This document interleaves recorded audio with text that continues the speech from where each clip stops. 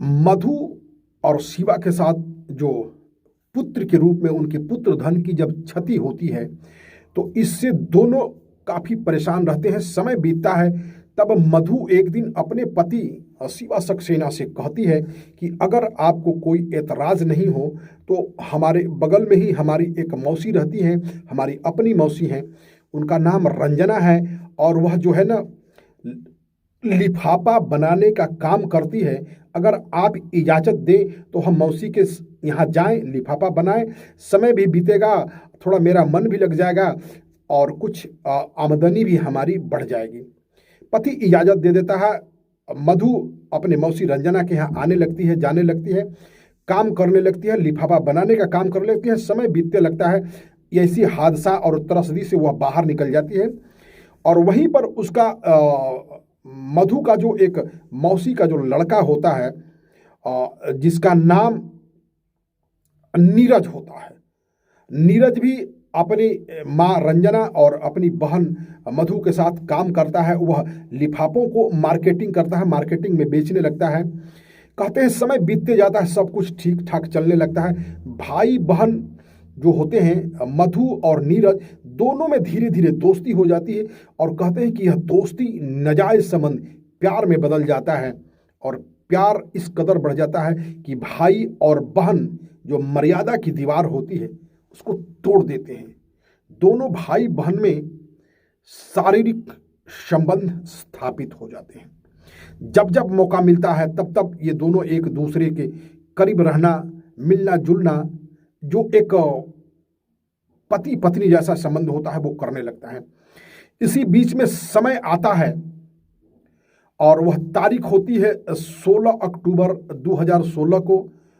जो शिवा सक्सेना होता है अपने पत्नी से, मधु से कहता है कि मुझे बड़ी जरूरी काम से बाहर जाना है, हो सकता है 1 या 2 दिन मैं बाहर में लग जाऊं, बाहर काम लग जाए, बाहर रह जाऊं, इसलिए तुम घर पर रहना, बढ़िया से रहना, अपना ध्यान रखना, कहीं कोई दिक्कत होगा तो तुम हमें फ़ोन करके हमसे मदद ले लेगी, कोई परेशान होने की ज़रूरत नहीं है, मैं 1-2 दिन में लौट जाऊंगा। और ऐसा कहकर 16 अक्टूबर 2016 को शिवा सक्सेना अपने घर से निकल जाता है बाहर के लिए। लेकिन पता नहीं रास्ते में क्या होती है, काम उसका बनता नहीं है। फिर वह उसी समय लौट जाता है और लौटते समय अपने घर आते समय रात हो जाती है। रात होता है तो शिवा सक्सेना सोचता है कि क्यों पत्नी को तकलीफ दे। वह किसी तरह से घर के अंदर चला जाता है और जिस रूम में पत्नी सोई होती है उसके दरवाजे पर जब जाता है तो उसको ऐसा आहट चलता है, उसको पता चलता है कि शायद अंदर में हमारे पत्नी के साथ कोई है, क्या बात है। वह बड़ी ध्यान से कान लगाकर सुनता है तो अंदर से आवाज आ रही है। तभी वह दरवाजा तोड़कर जो दृश्य देखता है, उस दृश्य को देखकर आप भी घृणा और नफरत करने लगेंगे। जो दोनों भाई बहन हैं, मौसेरा भाई बहन मधु और नीरज, पति पत्नी के जैसे बिस्तर पर खुले बदन, उनके शरीर पर कोई कपड़ा नहीं है और आपत्तिजनक में वह देखे जाते हैं। तभी शिवा सक्सेना को गुस्सा आती है और अपनी पत्नी पर ताबड़तोड़ 2-3 थप्पड़ जड़ देता है। पत्नी कहती है कि आप जो समझ रहे हैं ऐसा नहीं है। पत्नी सफाई देना चाहती है और उधर नीरज भी सफाई में कुछ बोलना चाहता है। जैसे ही नीरज कुछ बात करता है, कुछ बताने का कोशिश करता है और शिवा सक्सेना और क्रोधित हो जाता है और नीरज को भी मार देता है, मारपीट कर लेता है। ये नीरज और मधु अपने आप को पीटता हुआ देखकर ये दोनों शिवा सक्सेना पर टूट पड़ते हैं और देखते ही देखते ही तीनों में मारपीट, लड़ाई झगड़ा होती है और ये दोनों एक तरफ, शिवा सक्सेना अकेला मिलकर ये दोनों उसको मार देते हैं। उसकी जीवन लीला खत्म हो जाती है।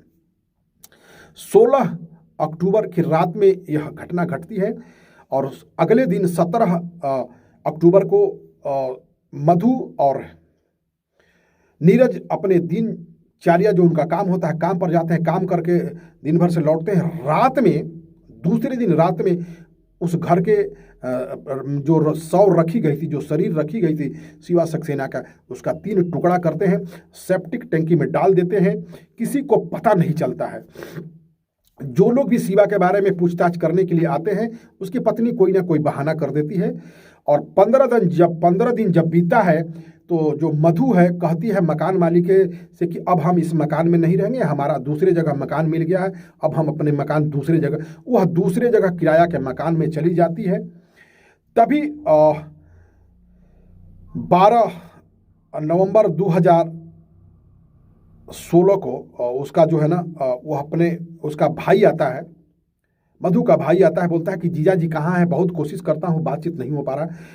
तो उससे भी यह अपने अपने सहोदर भाई से भी यह बहाना कर देती है और 12 नवंबर 2016 को अपने पति का गुमशुदगी का रिपोर्ट थाना में सूचना देती है। थाना महज उसको सुन समझकर कोई कार्रवाई नहीं करता है। लेकिन समय बीतता है और चारों तरफ से अब लोग खोजबीन शुरू कर देते हैं। हर आदमी, जो जितने लोगों का चिन्ह या परिचित था, सभी लोग शिवा सक्सेना को खोजने लगते हैं, बात करने लगते हैं। सभी उसके पत्नी से शिवा के बारे में पूछते हैं तो सभी से वह अलग अलग बात करने लगती है, अलग अलग बहाना देने लगती है। और देखते ही देखते शिवा के गायब होने का जो 4.5 महीना बीत जाता है, तब उसके जो मामा होते हैं वह मामा आते हैं और पुलिस में जाकर फिर से एक आवेदन देते हैं और कहते हैं कि देखिए साहब, हमारा जो भगिना है शिवा सक्सेना, वह 4.5 महीना से गायब है, कहीं उसको अता पता उसकी नहीं चलती है, उसके बारे में कहीं कोई सुराग नहीं मिल रहा है साहब, उसको खोजने में, उसको ढूंढने में आप हमारी मदद करें। तब जाकर पुलिस एक्टिव होती है, क्योंकि मामला 4.5 महीना का हो जाता है और इधर इसकी पत्नी बहाने पर बहाने बनाती रहती है। तभी पुलिस उसके पीछे अपनी मुखबिर लगाती है और मुखबिर लगाने के बाद 2017 में उनका मामा जो है ना आकर यह प्राथमिकी दर्ज कराते हैं और पुलिस अपना जो मुखबिर लगाती है, वही मुखबिर इस महिला का नाम, जिसका मधु उर्फ डोली नाम है, और नीरज के बारे में पुलिस को बताता है कि यही दोनों उस शिवा सक्सेना को गायब किए हैं। पुलिस इन दोनों को उठाकर लेकर जाती है और उस घर में जब जाती है तो घर के आंगन में कुछ पुलिस के लोग रह जाते हैं महिला के साथ, और कुछ पुलिस शिवा के साथ नीरज के साथ छत पर जाते हैं और नीरज बड़ी ही चालाकी से छत पर कूदकर भाग जाता है। और पुलिस रिकॉर्ड और इन्वेस्टिगेशन के तहत आज 9 वर्ष पूरा हो चुका है, लेकिन अब तक नीरज पुलिस के पकड़ में नहीं आया है, वह गायब है। वह आज भी कहाँ गुम है किसी को पता नहीं चलता है। पुलिस इधर जब कार्रवाई करती है, जब एक्शन लेती है, तो इस मामले में पुलिस उसके पत्नी को जब पूछताछ करने के क्रम में जब उसके मौसी के पास पहुंचते हैं, रंजना के पास, तो रंजना से जब पुलिस पूछताछ करती है तो रंजना एक और नई कहानी बताती है। रंजना बताती है पुलिस को कि महोदय, वह जो लड़का है नीरज, वह हमारा अपना लड़का, सहोदर लड़का नहीं है, वह पास के पड़ोस का रहने वाला बच्चा था, छोटा सा बच्चा में बचपन से ही हम उसको पाली थी, वह हमारे बेटा जैसा रहता था। वह कई दिन से गायब है, अब आप चाहें तो उसको पकड़ सकते हैं, ले जा सकते हैं, हमें कुछ नहीं कहना है। और उसको हम गोद लेकर पाली थी, गोद लिया हुआ मेरा बेटा था, लेकिन हमें पता नहीं था कि ऐसा वह अपराधी निकल जाएगा। इधर 2026 में मामला 9 साल का हो जाएगा और उधर जो पुलिस है, पुलिस इस मामले में दोषी पाती है और 2023 में जो मधु होती है अपने पति का कत्ल का दोषी मानी जाती है और 2023 में मधु को कोर्ट आजीवन कारावास की सजा सुनाती है और साथ ही 35,000 रुपये नगद का फाइन करती है। दोस्त, और दूसरी तरफ जो पुलिस है उसका लगातार तलाश जारी है कि कब नीरज को पकड़ा जाए।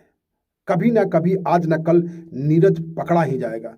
लेकिन दोस्त, अब एक भाई बहन का यह रिश्ता कितना अपने आप में अपवित्र और शर्मसार करने वाला हो सकता है। जहां एक पति अपनी पत्नी का लालन पालन बड़ी सुंदर तरीके से कर रहा था, जीवन में त्रासदा और हादसा होती रहेगी जीवन। अब वो दो बच्चे जन्म लेते हैं और दोनों ही भगवान को प्यारे हो जाते हैं। इस गम से, इस माहौल को सुधारने के उद्देश्य से पत्नी का मन रखते हुए उसे मौसी के पास आने जाने का और लिफाफा बनाने का काम करने का पति अनुमति देता है। लेकिन इसी बीच में उसकी पत्नी, जो उसका मौसेरा भाई होता है नीरज, उन दोनों के बीच धीरे धीरे नज़दीकियां बढ़ती है और नज़दीकियां एक अपराध और एक ऐसे अनैतिक रिश्ता को जन्म दे देती है जिस रिश्ता को समाज हमेशा घृणा के दृष्टि से देखेगा।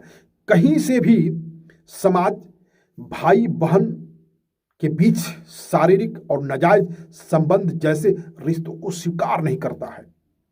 और यह घटना, कहते हैं ना कि अपराध और पाप कभी छुपता नहीं, पाप पेट फाड़ कर निकल जाता है। और ये पाप दोनों का क्या होता है कि दोनों पकड़े जाते हैं और पकड़े जाने के क्रम में मारपीट और फिर इन दोनों के हाथों से शिवा सक्सेना का कत्ल हो जाती है और उस कत्ल को छुपाने के लिए इस तरह का अंजाम ये देते हैं।